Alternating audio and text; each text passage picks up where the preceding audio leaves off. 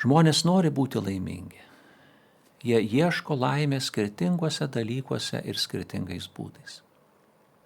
Daug žmonių yra įsitikinę, kad laimę lemia materialūs dalykai – pinigai, namai, daiktai.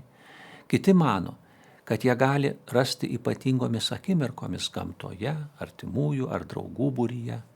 Dar kiti galvoja, kad laimę pajuntame tada, kai pasiekėme tikslą, dėl kurio ilgai ir sunkiai dirbome. Išlaikę egzaminą, įgiję studijų baigimo diplomą, sėkmingai įsidarbinę, pasiekę kitų žmonių pripažinimą. Tačiau 80 metų besitęsiantis tyrimas atskleidė glaudesnių santykių šeimoje, su draugais, bendruomenėje, kitais žmonėmis svarbą. Laimingi tampame tuomet, kai širdyje atsiranda daugiau vietos kitiems, kai mažiau galvojame apie save. Meilė daro didžiausią įtaką žmogaus gyvenimo pilnatvei.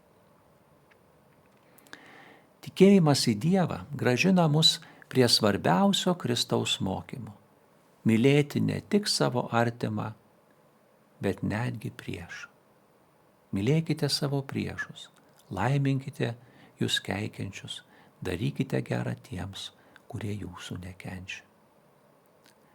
Krikščionių tikėjimas reikšmingai prisideda prie pilnatvės pojūčio, skatindamas darbuotis su kitais ir dėl kitų, užmegzti tvarius santykius su žmonėmis, siekti kilnių tikslų ir būti dėkingiems.